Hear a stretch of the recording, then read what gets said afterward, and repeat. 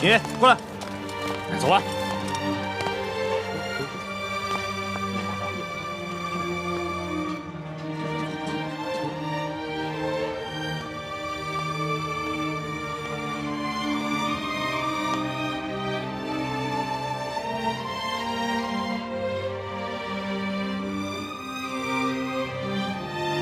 大哥哥，你是不是也饿了？你也想吃烧饼吗？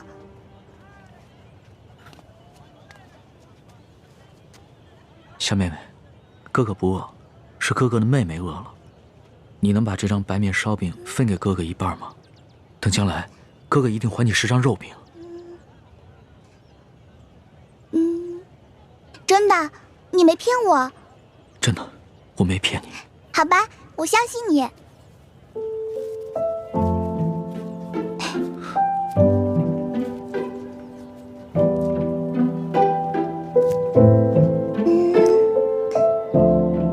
你将来要请我吃肉饼，这块大的给你吧。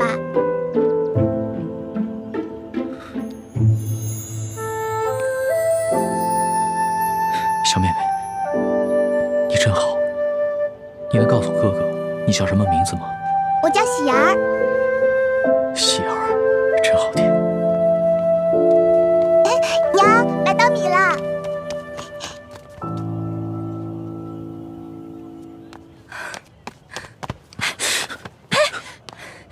哪儿来的没脸的东西，居然敢骗一个小孩子的烧饼！这个烧饼可是我当罗培家的银簪子才换来的，居然被你骗去一半。这个大嫂，我没有骗你，我只是暂时落了难。等我回家有了钱，我一定还给你10张烧饼。还？你骗谁呢？这年头，休说你一个叫花子，就连官府都不讲信用。说好的每人每户1两银子1担米，结果呢？只是给了这么点发了霉的陈年糙米。你们淮阴县也是如此吗？哪年赈灾不是如此？府里的灾民尚能领到少许白米白面，到了我们县里，就只剩下这发了霉的陈年糙米了。再到下面各个乡村，剩下的就只能是糠皮了。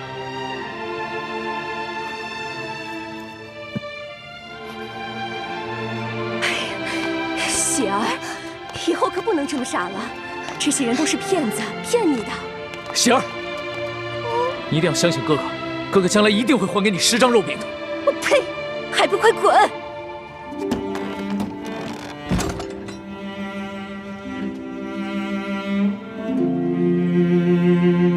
唱！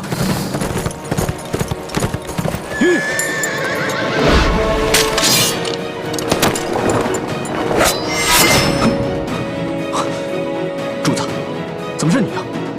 一环呢？就一环。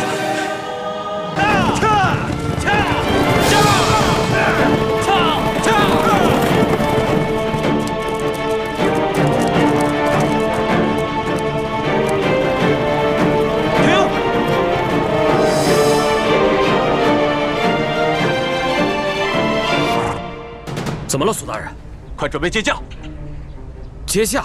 皇上在哪儿啊？那个穿补丁衣服的就是皇上。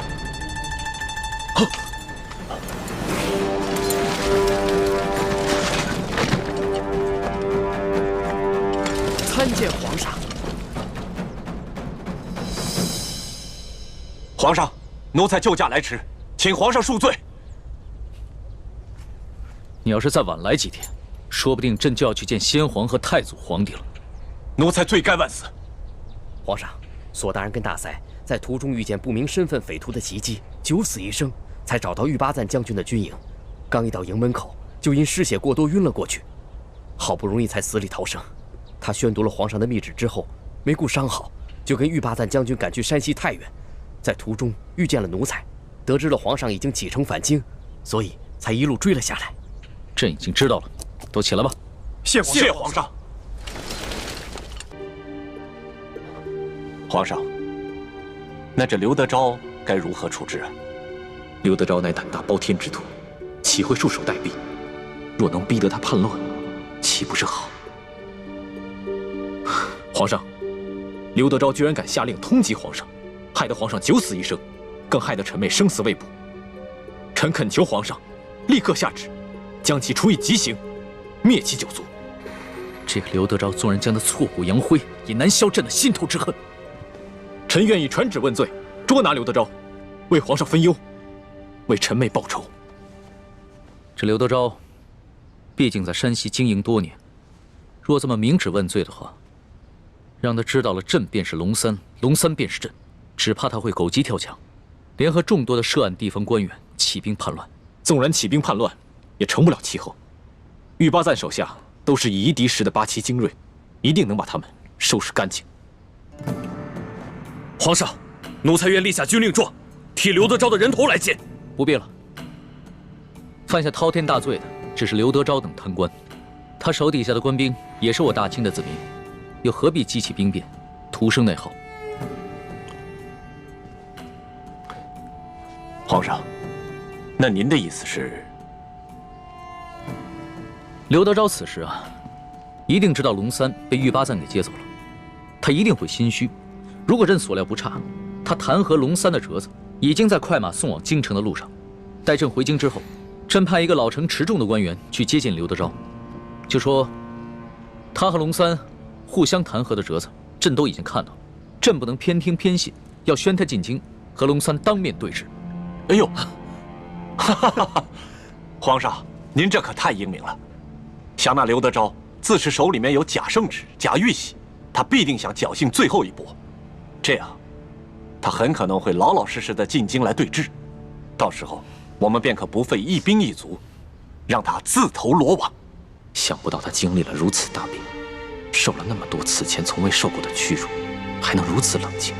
若换了我，只怕会亲自率兵去捉拿刘德昭，一块凶夷。又如此强敌，我要光复大明，谈何容易？皇上，既然如此，那就请皇上尽快起驾回京吧。眼下一欢还生死未卜，朕放心不下。是啊，皇上，世淑姑娘是下落不明，可是您留在这山西，那也没有什么益处啊。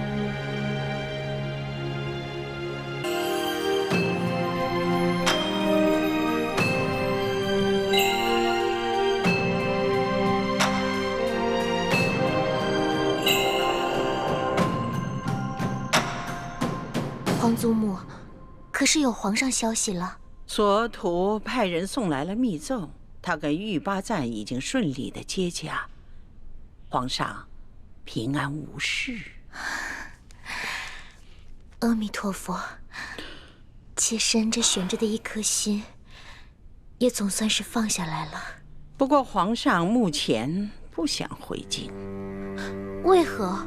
皇上在索额图搬取援兵之时，接连遭遇了官兵和几路神秘杀手的追杀，幸亏李氏兄妹舍身相救，才脱离了险境。李一欢为了引开杀手，下落不明，生死未卜。这李一欢本来就是奴婢之身，为皇上牺牲乃是分内之事。难道皇上为了寻他，就这么一直不回京了？索图密奏说，皇上的遭遇追杀和李一欢的失踪都甚是蹊跷。难道这一切都是有人布的局？来，娘，你先吃。娘不饿，你吃啊。娘骗人，我明明听到娘肚子在咕咕叫。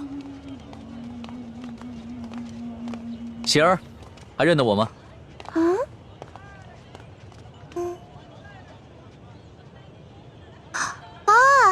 大哥哥是你呀！喜儿，在吃什么呢？我娘煮的野菜糊糊，家里的米面都吃完了，只能吃野菜了。我娘说要再过几天，连野菜都没得吃了。这位公子爷是？我就是那日分走半张白面烧饼的叫花子，这次过来兑现对喜儿的承诺，还你们肉饼。真的，娘，我就说嘛，大哥哥是不会骗我的。哎呦，你看我这眼睛，那日小夫人说话多有得罪，还望公子大人有大量，不要以小夫人一般见识。没事的，大嫂，在这灾荒之年，人人都只能顾自己。这喜儿啊，能把仅有的一张烧饼分我一半，这等大恩，也是让我终身难忘的。来，啊，肉饼！整整10张肉饼，赶紧吃吧。娘，你先吃吧。谢谢公子爷。大嫂，能不能把这碗野菜糊糊给我喝呀？这，公子一看就是出身不凡的大富大贵之人，如何喝得这个呀？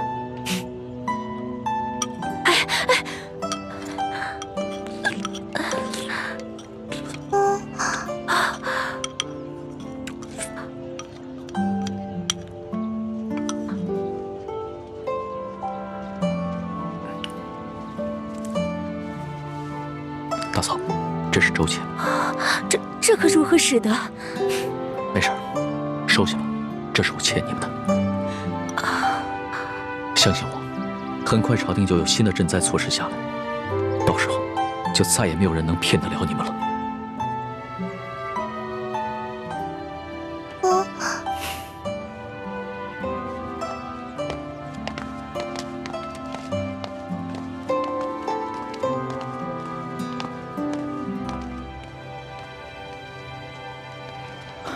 李太医，眼下医患还没有消息，但是我已经决定明日回京，你不会怪我吧？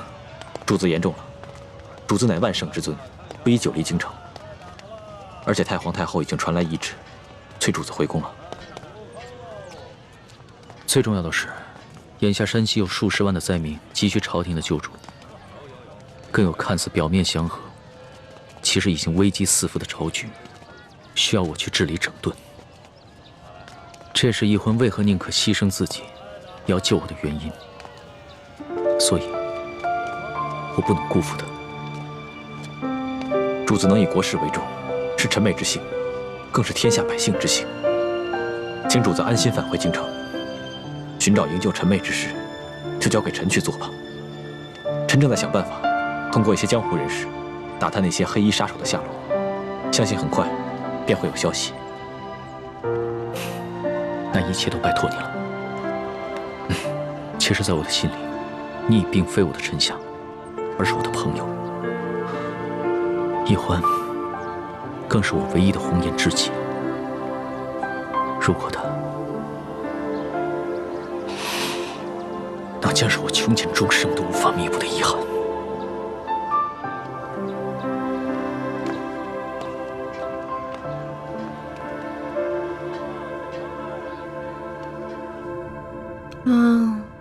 好饿呀！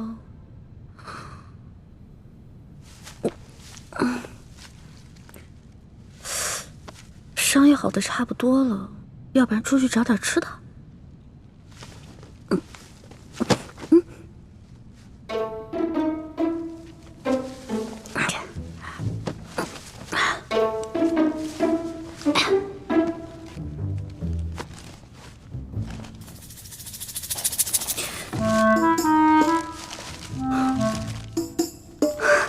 烧鸡，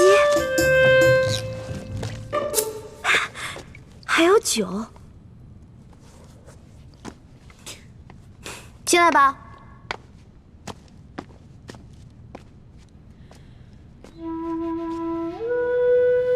我不是说让你滚了吗？我滚了，我真的滚了。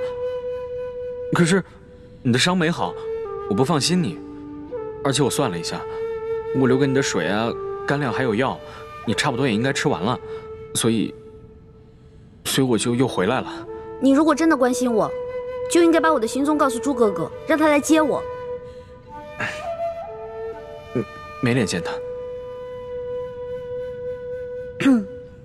我前不久做了一个很怪的梦，我梦见有个人跟我开玩笑，我推开他，还让他滚。不过现在我的伤好的差不多了，那个怪梦我也都忘了。真的啊？哎，不好的梦，忘了就忘了吧。但是下不为例。快吃吧。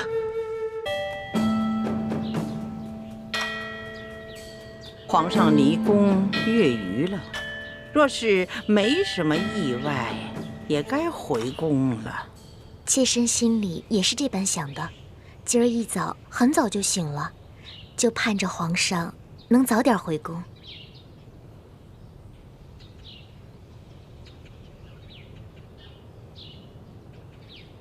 皇祖母，怎么了？是皇祖母怎么了，还是你自己怎么了？你今天这个妆啊，化得太浓了，这服饰也太讲究了一点吧？妾身只是想这般盛装迎接皇上回宫，皇祖母觉得有何不妥？今天你浓妆艳抹，其实呢，是想讨皇上的欢心。哀家明白，但是你没想到啊，皇上在外面历尽磨难不说，那个李易欢，至今还下落不明呢。他心里一定是不安静啊！你这样一来，不是适得其反了吗？皇祖母提醒的是，妾身现在就回去换一身装束。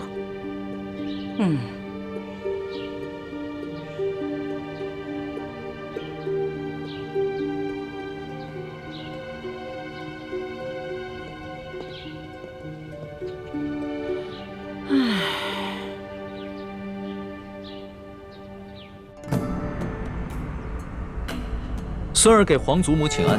皇上啊，快请起呀！来，坐下，坐下。哎，都起来吧。孙儿啊，你这次为府私访收获一定很大呀！嗯，看这个精气神儿，跟以往都不同了。皇祖母，此次出巡确实受益匪浅。大有出宫一趟胜读10年书之感。那为何要愁眉不展呢？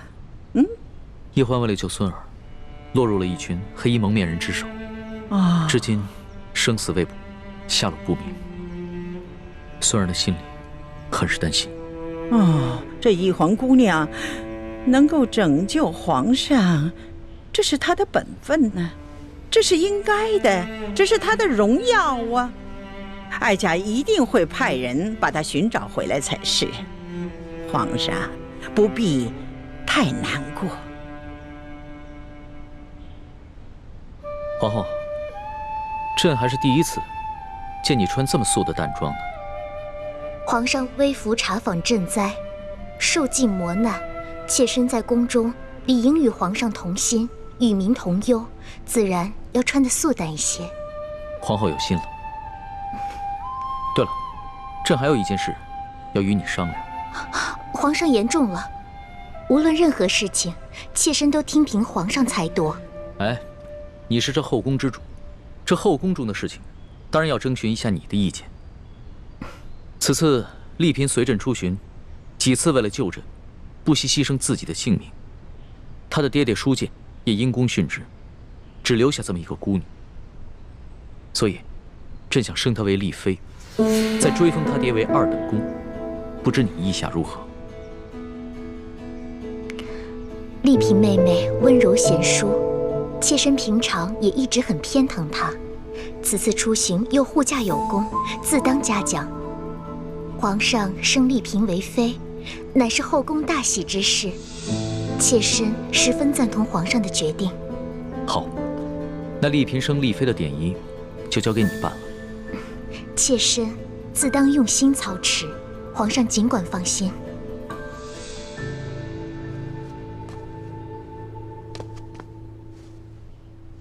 李公公，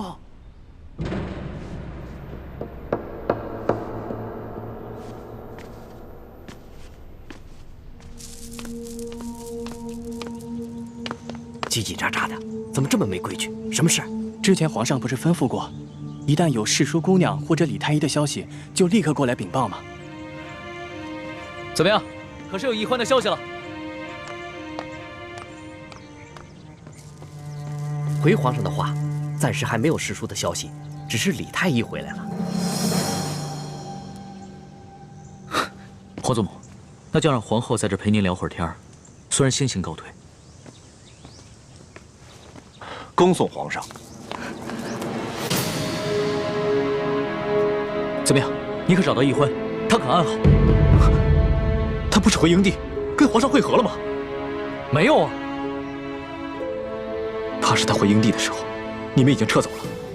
当时还算安好，只是脚受了点伤。现在怎么样？我也不知道。你怎么会不知道呢？你为何不跟他一起回来？皇上，臣并没有找到奕欢，而是发现他从黑衣人手上逃脱的一些线索，所以我还以为他已经跟皇上一块回京了呢。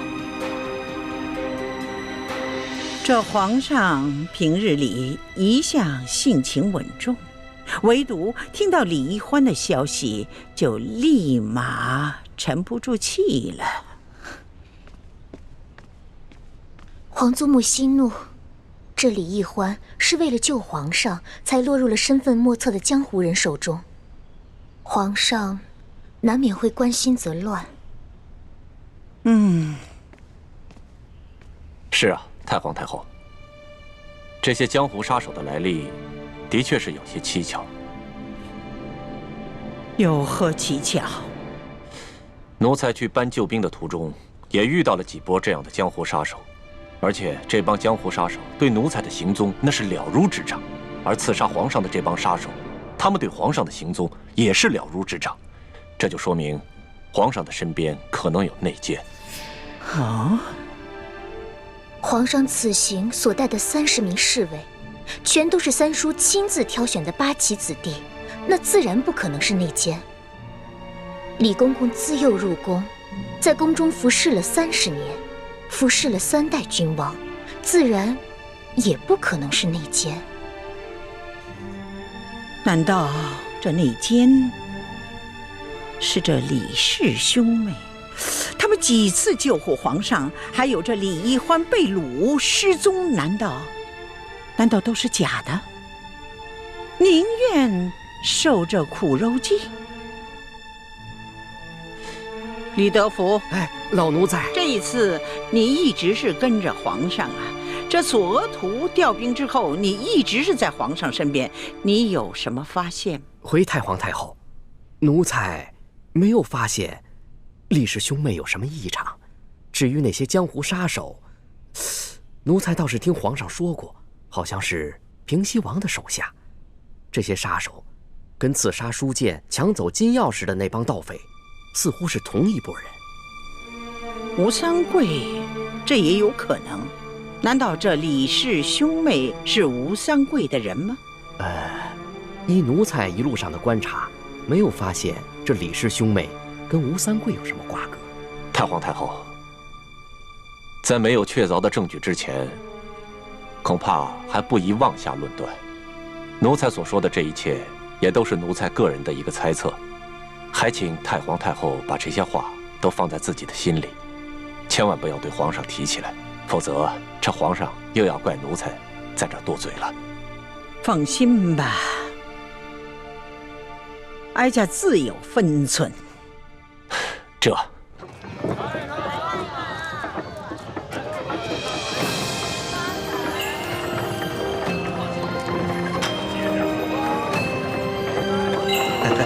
小兄弟到了。谢谢你啊，给钱。不客气啊，谢谢。不客气。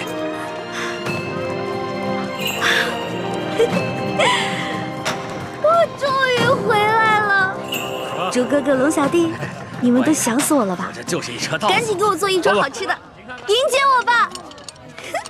哎呀！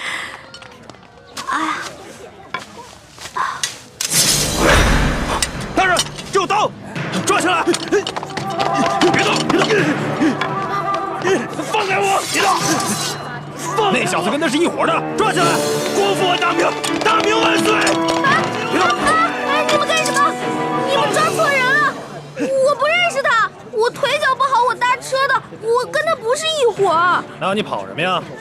我看你抓乱党，我害怕，我就跑了。对，那小兄弟说的没错，他就搭我的顺路车，你们休得冤枉他！啊！你越是着急撇清，爷我心里就越明白。带走！哎，我我不是。你给我老实点！还敢说你不是乱党？寻常女子哪会女扮男装掩人耳目的？给我一起带走！不冤枉！走。哎呀，我自己会走。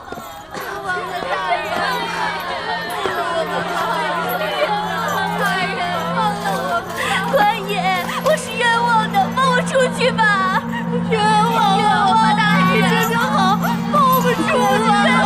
放了我们吧，冤枉啊！哎，我说你们抓错人了嘛！啊！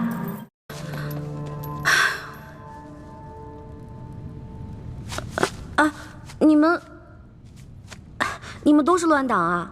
我不是，我家是开馒头店的。有一天，官爷到我们店里抓走2个工人，说他们是反清复明的乱党，还说我是他们的同伙，任我百般辩解，他们就是不信。我也不是啊，我家邻居出了个乱党，官爷就把我邻居全家还有相邻的几户人家全都抓走了。我就更冤枉了，我只不过是看附近菜市有一个老乞丐挺可怜，我就时常接济他，没想到那个老乞丐居然是乱党，官爷就说我资助乱党，不由分说的把我全家都给抓了。小孩真可怜。哎，不过你们都放心吧，既然大家都不是乱党，官府早晚会查清楚，放咱们出去的。妹子啊，你就别想了，一旦进了这里，就别指望能出去了。这些年到处闹乱党，京城闹得特别厉害，这顺天府尹就喜欢抓乱党。听说只有活抓进来的，没听说有活着放出去的。那他们总不能滥杀无辜吧？还不是为了钱吗？听说他们每抓一个乱党，都会获得不少封赏，按人头点，抓的乱党越多，封赏就越重。咱们呢，可都是他们的摇钱树。那他们这样冒领封赏，欺君罔上呢，难道不怕皇上砍他们头吗？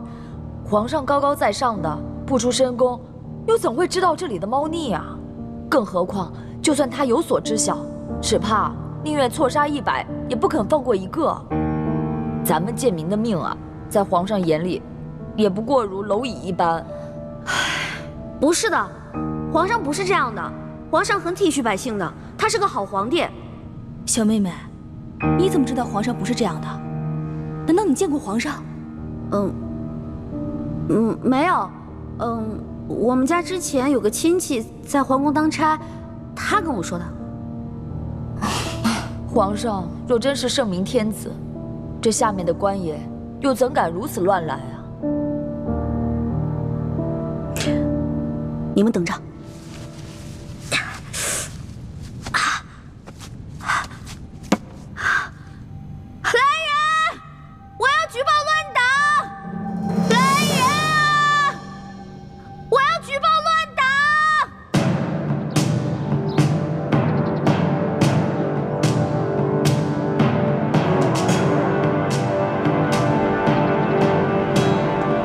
你说我们抓错了人，你不是乱党，是皇上身边的笔墨侍书李义欢。没错，大人，我是为了见大人，所以才骗狱卒说什么我要举报乱党，但根本没什么乱党，我也不是乱党，我是宫里的女官。臭丫头，你当本官是3岁小儿吗？这宫中哪来的笔墨侍书的女官职位？我本来是宫里的答应，笔墨侍书一职是皇上特意为我设置的。皇上特意为你设置了职位？这么说，你很受皇上的宠爱了？那为何皇上不直接封你做娘娘，而先封你做答应，再封你做女官呢？依大清的律例，这宫中的女官是不可能独自出京的。而你却为何会女扮男装，坐着乱党的牛车进京？那车夫，本官已经审问明白了，他此次进京的目的，就是为了纠结一帮同党，行刺朝中的要员。不是，误会了。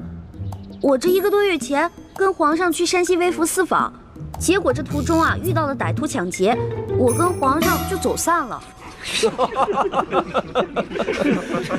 你们听听，难怪这臭丫头敢加入乱党，原来是一个无知无畏的疯丫头。皇上怎么可能去山西微服私访？这1个月来，皇上的确罢了朝，但皇上天天都在宫中与太皇太后潜心礼佛，为大清祈福，缓解旱灾。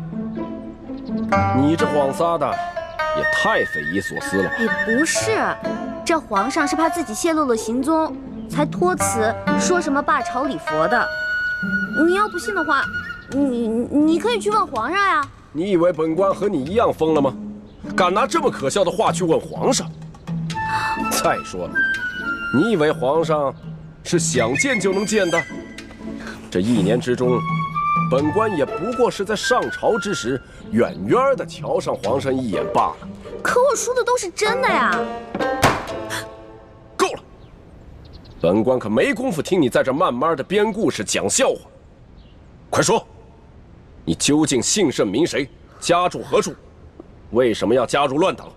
在这京城之中，还有哪些人是你的同伙？我叫李易欢，但我真的不是乱党。要不然你去问问那个索额图索大人，他知道。索大人可是皇上跟前的第1红人，本官岂会为了你一个疯丫头去找索大人讨骂？那你去问问那个太院的李建清李太医，他是我哥哥。你这故事越编越离奇了，感情满朝的要员和你都是非亲即故，越是如此信口雌黄、东拉西扯，本官就越相信你就是图谋不轨的乱党。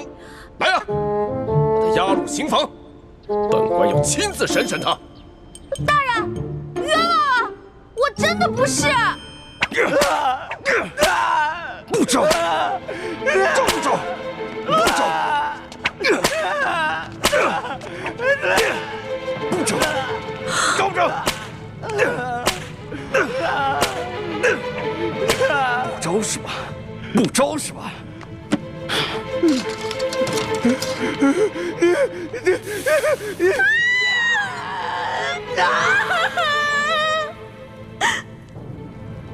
臭丫头，你现在是继续给本官讲故事呢，还是老老实实的把你的那些同伙都给供出来？我投降，我供，我供。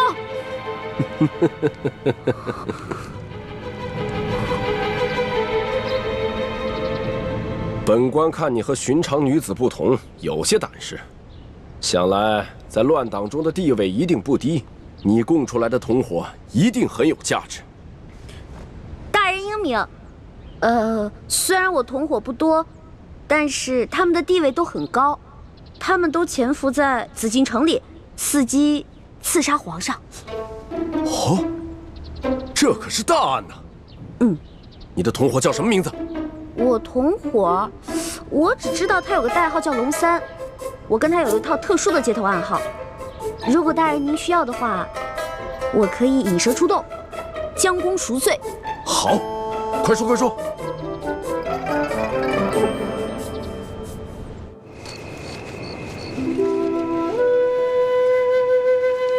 来，快点儿把这都点着，点着了以后都放上去。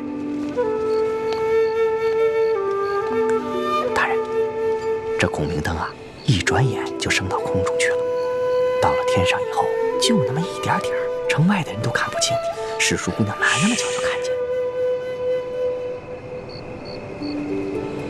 皇上让你放你就放吧，啊！其实史淑姑娘能不能看见孔明灯并不重要，只要皇上心里有个寄托就行了。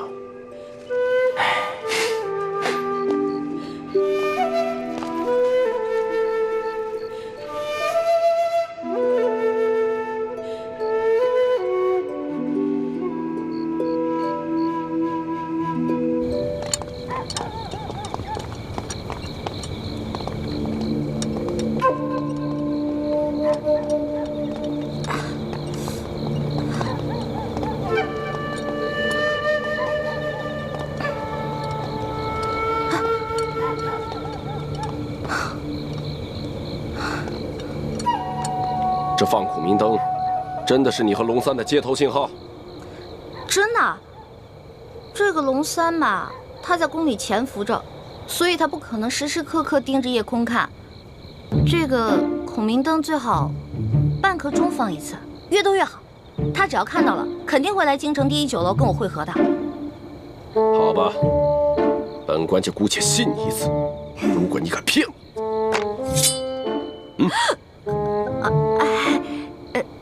大人，咱有话好好说，能别这样吗？我长得这么如花似玉的，我怎么敢骗你呢？我还不想让大人砍我脑袋呢，是吧？走。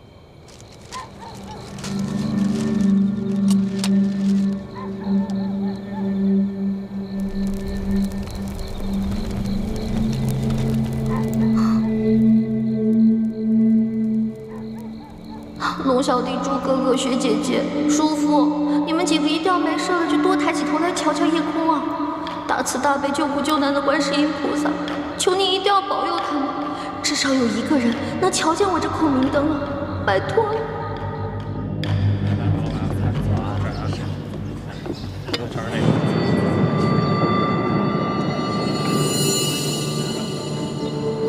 大人，我要的烤鸭怎么还没上啊？正在做，你别急。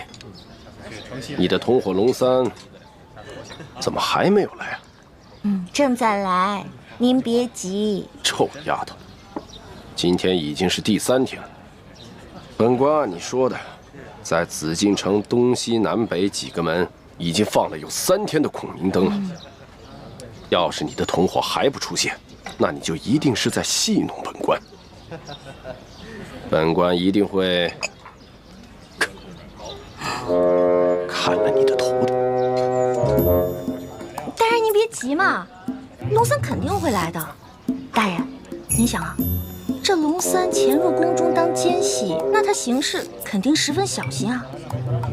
您想引蛇出洞，对不对？那就得有点耐心呐。龙小弟、猪哥哥、雪姐姐、叔父，难道你们这3天都没有瞧见我放的孔明灯吗？你们要是再不来救我，我可就要被砍头了。客官，您的菜来了。客官，您的酒往这儿慢用。酒楼里的小二怎么都这么脸生呢？我们以前潜伏在这里的那2个探子呢？难道都换人了？烤鸭来了。2位，您的烤鸭。2位慢用。糟了，这个也不是我们的人。那我们安插的那2个人呢？难道今天全都轮班休息？你要的烤鸭已经到了。管他呢，先好好解解馋再说。万一真没办法送出消息，被这顺天福音砍了头，也不会是个饿死鬼。如果你将这只烤鸭吃完了，你的同伙还没来，那我就要将你这个小丫头给宰了，做一个烤全鸭吃。您放心吧，大人，他肯定会来的。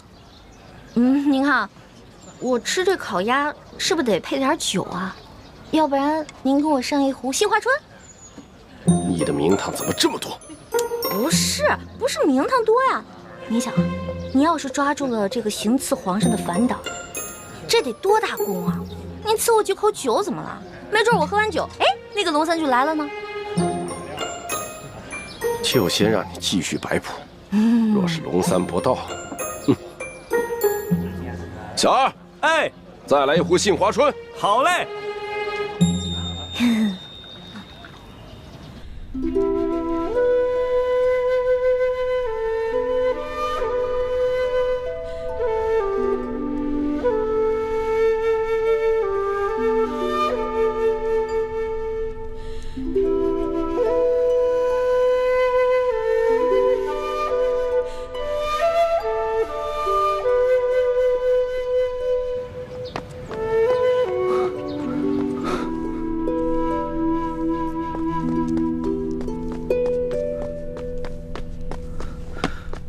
微臣参见皇上，快快免礼。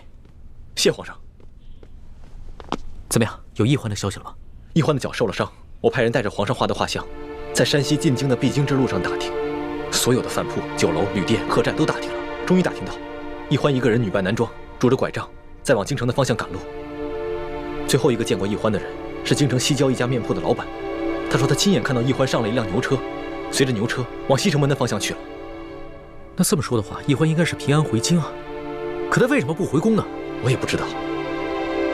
按理说，这么远的路都平安回来了，这已经到京城了，应该不会出现什么意外。这影一连3个晚上在御花园放了孔明灯，易欢要是看见的话，他一定会回来的。这只能说明易欢出事了。会不会是反清联盟的人把他给绑了？不可能，怎么不可能？这反党在朝中一定会有奸细，若是知道了易欢和朕的关系，那难保不会打易欢的主意啊！皇上，臣听说那些反党虽然处处跟朝廷作对，妄图恢复朱明王朝，但是却从来不敢绑架妇孺幼童的勾当。那要不是反党的话，那又会是谁呢？这吴三桂和刘德昭的爪子再长，也不会伸到天子脚底下来啊！再说了，易欢就算脚上有伤，那他也是有一些功夫的，寻常的地痞流氓根本就拿他没办法。他到底落在了谁的手里？微臣也觉得此事有点蹊跷，眼下只能多安排人在四处打探了。一定不能大张旗鼓，必须暗中查访，要不然的话，易欢就更危险了。微臣明白。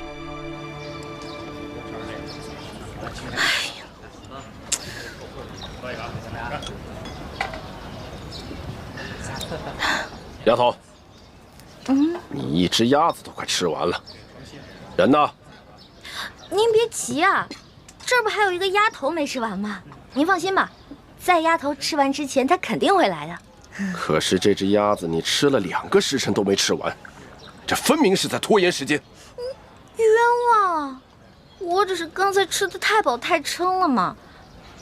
大人，您放心吧，我这个同伙啊，他没准现在因为宫里有什么事绊住了呢，现在正想机会溜出来呢，对不对？反正您放心吧，他肯定会来，已经等了2个时辰了，那也不怕再等会儿吧，是吧？好，本官就最后再信你一次，要是到了天黑，龙三还不到，本官可就没有耐心了。会来的，会来的，一定会来的。龙小弟、朱哥哥，我已经黔驴技穷了，你们要是再不出现，我可就真完了。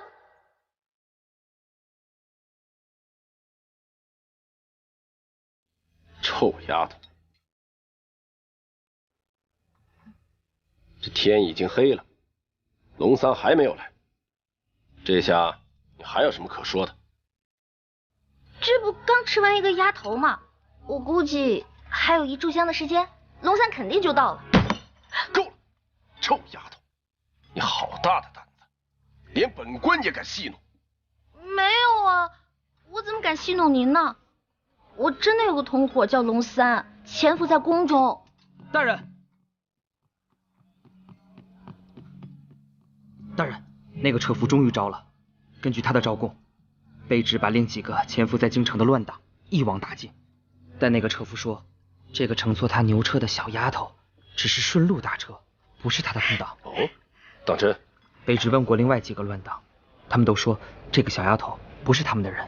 你看，你看。原来你果然在戏弄本官。大人，明明一开始我就说我不是乱党嘛，您说的呀，要打要杀的，所以我才胡乱招供的。可你一开始也没说实话，而且还敢冒充皇上身边的女官，那不是被吓糊涂了吗？我只好胡乱编瞎话了呗。现在好了，既然事情已经查清楚了，那是不是可以放小女子走啦？多谢大人。站住！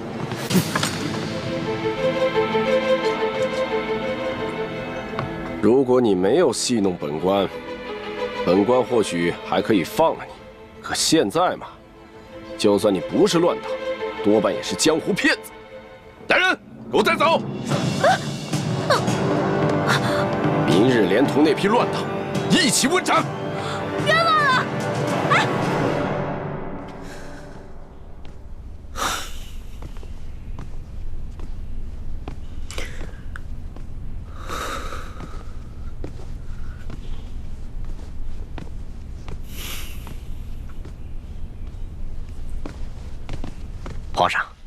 您不必担心，世淑姑娘吉人自有天相，一定不会有事的。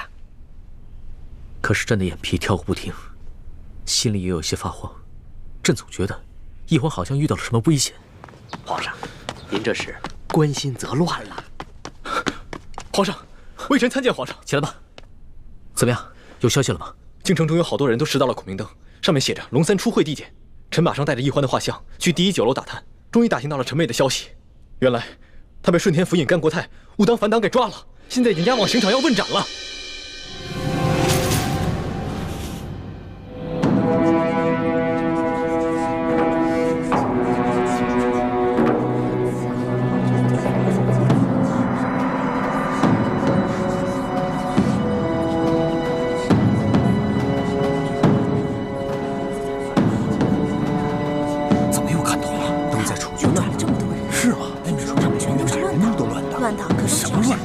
这呀，10有8九是被冤枉的。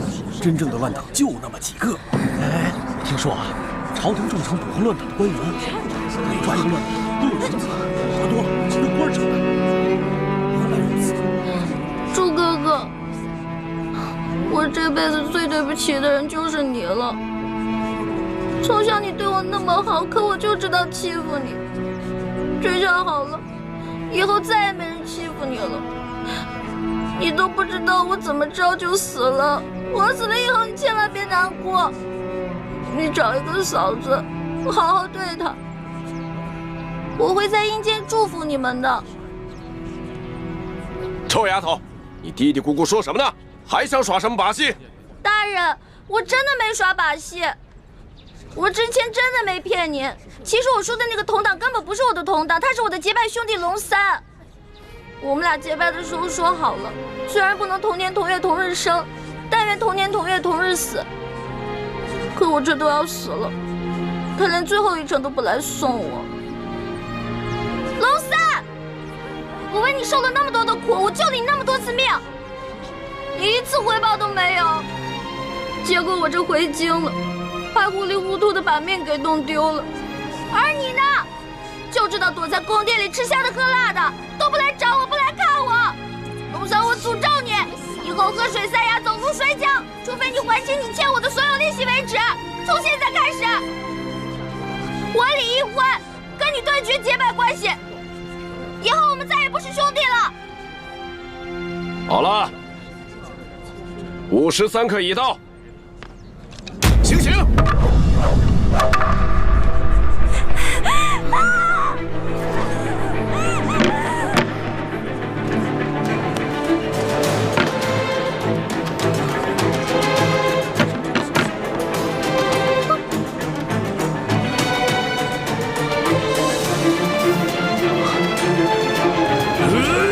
刀下留人！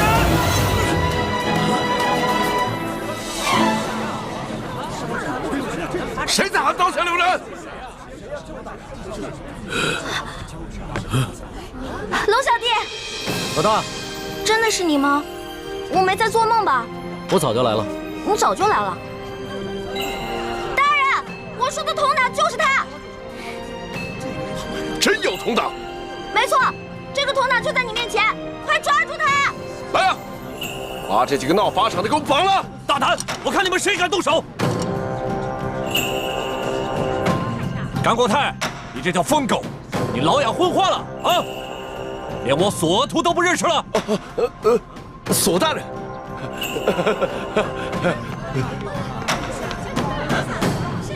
索大人，您怎么来了？我怎么来了？睁开你的狗眼，好好看看，还有谁来了？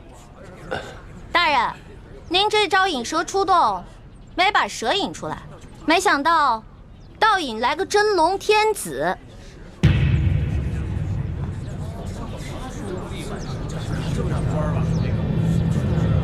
跪下！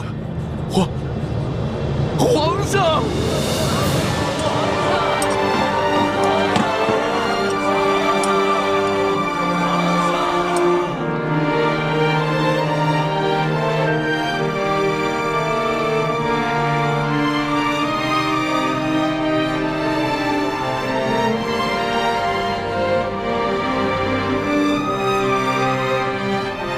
各位臣民，各位百姓，朕接到密奏说，顺天府尹甘国泰贪赃枉法，为求加官进爵，竟大肆抓捕良民，冒充反党，滥杀无辜。朕现在就下旨，对所有在押的乱党全部重新审理，无罪者当场释放，对过往同类案件也全部重新审查，如系冤案，全部平反，并由朝廷进行抚恤。皇上圣明，皇上圣明，皇上圣明，皇上圣明。今天虽然救下欢美，还有其他几个联盟的兄弟，却又让康熙收获了民心。顺天府尹甘国泰贪赃枉法，草菅人命，证据俱在。来人啊，摘取他的顶戴花翎，移交刑部审理。这皇上饶命啊！微臣知道错了，皇上饶命啊！走，微臣知道错了，皇上饶命啊！欢妹，哥，让朕来。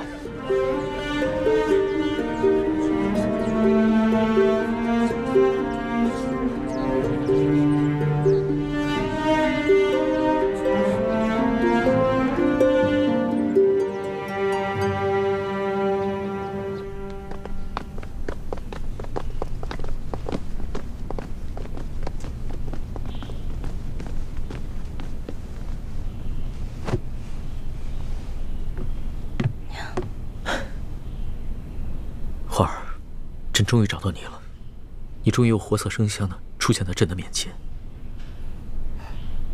皇上，你刚才那么任性张扬的把奴婢抱进来，这要让太皇太后看到了，又该说奴婢魅惑皇上，坏了宫里的规矩了。朕顾不了那么多了，你放心，有朕在，谁都伤害不了你。我问你，你那么早到刑场了，为什么那么迟才露面啊？朕既然去了刑场，那当然不能只救你一个人了。朕还要体察一下民情，去看看这个顺天府尹甘国泰到底做了一些什么。但是朕在暗中布置了众多的大内高手，会保护好你和死囚的性命。对了，你居然在刑场上公然诅咒人，还说要跟朕断绝结拜关系。那还不是你啊！谁让你不敢来救我的？我连着放了3晚的孔明灯，你都没看见吗？朕也连着放了3晚的孔明灯啊，差点就这么错过了。其实我嘴上骂你，说要跟你断绝关系，那也是为了你好啊。因为我怕我真死了，你就会应了那句同生共死的誓言了。朕知道，你一向是刀子嘴豆腐心的。就是这个甘国泰太可恶了，你好不容易从刘德昭的手上逃脱，又被这些贪官污吏给抓起来。你放心，朕一定会一个一个的办了他，替你出了这口气。你不怪要替我一个人出气，我只希望你可以记得在微服私访的时候你对我的承诺，整顿吏治，让全天下的老百姓过上好日子。你放心吧，朕不会忘记的。但是朕现在不想谈国事，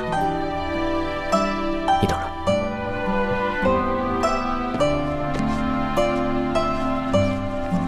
花儿，你看看，这是我。朕的画工怎么样？也就比我高那么一点点吧。朕还以为从此以后只能在画上见到你了。我也以为我永远都见不到你了，龙小弟。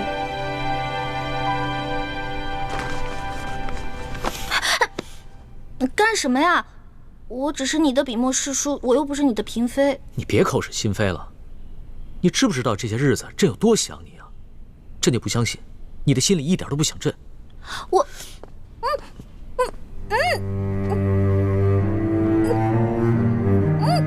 放开我！怎么了？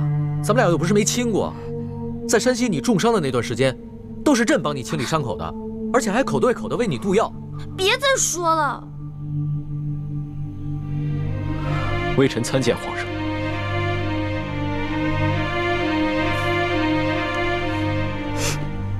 进来吧。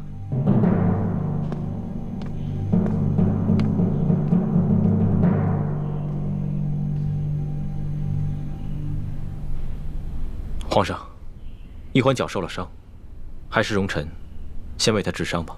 行，你先给他看看脚伤吧。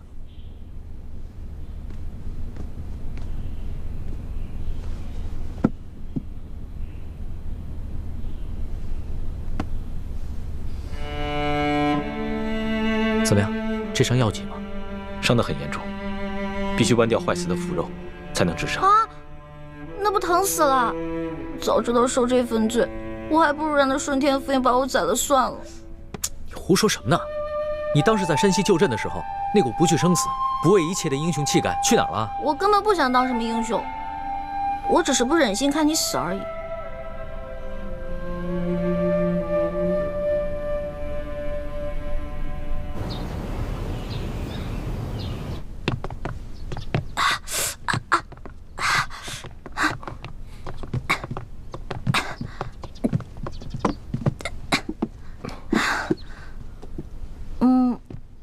行了，我这没什么事儿了，你们先下去吧。是。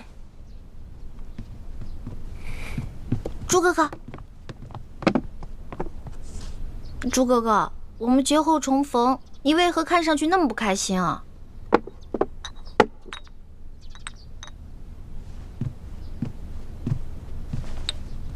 小平内服，大平外敷。我是欠了你钱了，还是偷了你的米了？这脸臭的跟死鱼烂虾似的。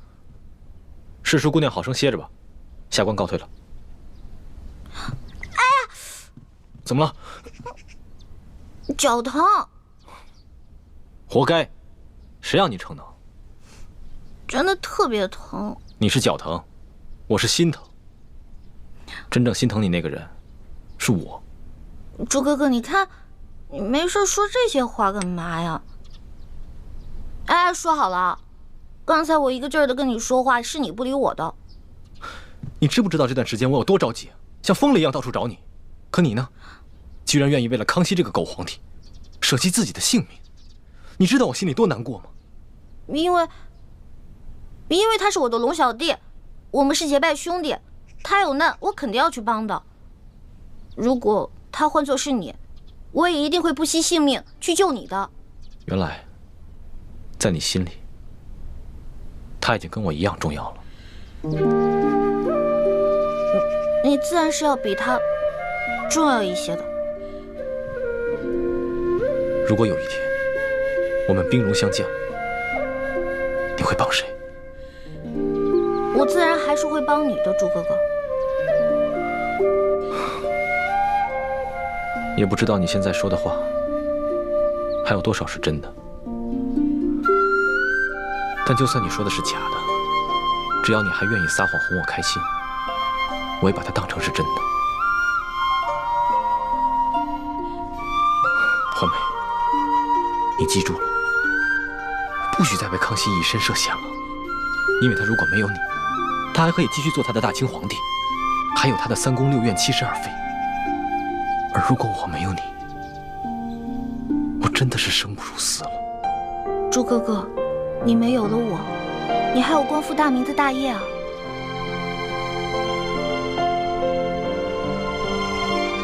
光复大明是我此生最大的责任，可你却是我的命。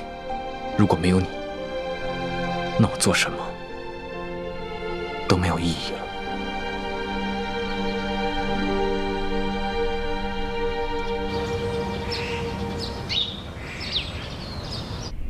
皇上竟然为李易欢去大闹法场，这成何体统？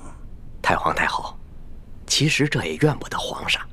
那顺天府尹啊，错抓了一批无辜百姓，冒充是对抗朝廷的乱党去邀功。皇上在法场亲自处置了这个顺天府尹，主要是为了安抚民心，倒也不全是为了世淑姑娘。这小丫头失踪了好几日，皇上呢，竟然呢魂不守舍的。太皇太后，这这皇上在微服私访的时候，世淑姑娘多少次出生入死的去救护皇上。皇上正值青春年少，难免会动了真情嘛。啊，是啊，他那是为皇上立过功，可是不管怎样，他把皇上迷成这样，也都是他的罪过呀。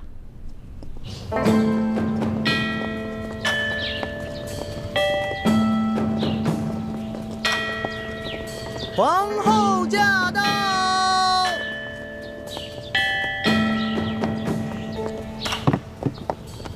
臣妾恭迎皇后娘娘。皇后娘娘吉祥。丽妃，快平身吧。谢皇后娘娘。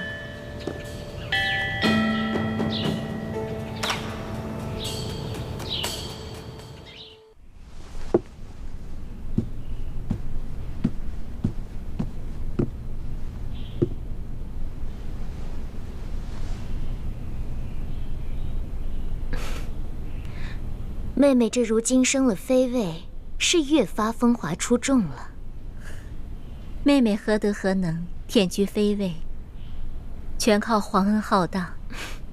本宫此次操办的典仪，妹妹可还满意？当然满意，只是让皇后娘娘太过操劳，妹妹心里实在是不安。妹妹不必客气，打从妹妹这一进宫，本宫就觉着妹妹啊是个拔尖儿的。必定能得到皇上的恩宠，这不，才几个月的时间，妹妹就从贵人升到了嫔，如今又升到了妃位，真是可喜可贺呀！皇上不过是念在王父的情分上，体恤妹妹罢了。如今，妹妹已是无父无母的孤女了，以后还要仰仗皇后娘娘多多照应。本宫此次来呀，就是想跟妹妹说一些提己的私房话。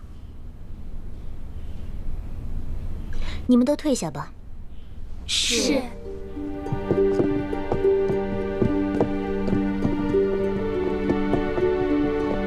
妹妹放心，妹妹一看就是个面善的人，不比惠妃、娴妃那几个姐妹，一看就不是一个好相处的。以后在这后宫之中，我就只对你另眼相看，妹妹也不必拘束，尽管把本宫当作自己的亲姐姐，你我姐妹互相扶持，相亲相爱，岂不甚好？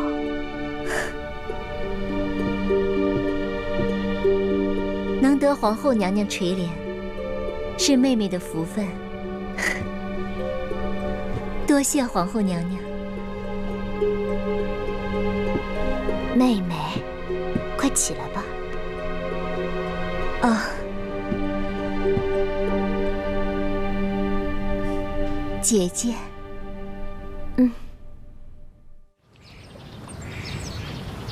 听说妹妹和这个世淑姑娘李易欢走得很是亲近。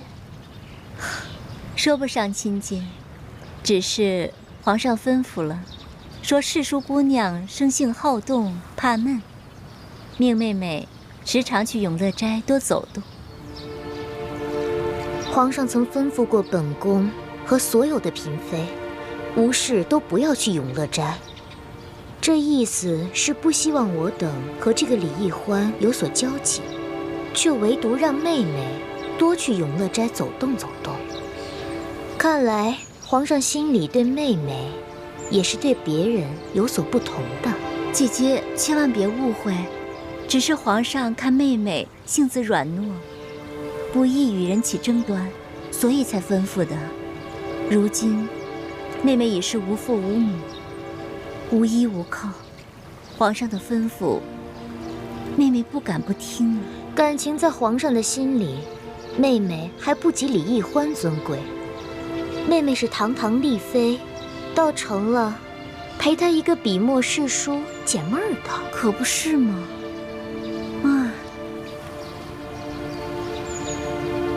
妹妹，不瞒你说，本宫看到皇上为了李易欢如此着迷，本宫真是忧心如焚呢。姐姐，您贵为皇后，乃是后宫之主，那李易欢再受宠，也不会威胁到您的。如果只是威胁到我这个皇后，倒也是好了。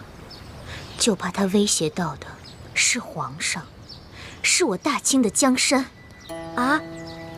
姐姐何出此言？你此次跟皇上在山西被刘德昭和一帮神秘杀手追杀，显然是身边出现了奸细，故意泄露了你们的行踪。这思来想去，唯有李氏兄妹最为可疑了。可是皇上跟妹妹说，那些刺客都是平西王的手下呀。可能这李氏兄妹就是平西王派来的奸细。李易欢此次舍命救皇上，有可能就是一出苦肉计吧。妹妹，你说本宫能不忧心吗？不瞒姐姐，此次我随皇上出巡，我看着李氏兄妹，倒没有什么可疑之处啊。这知人知面不知心呢。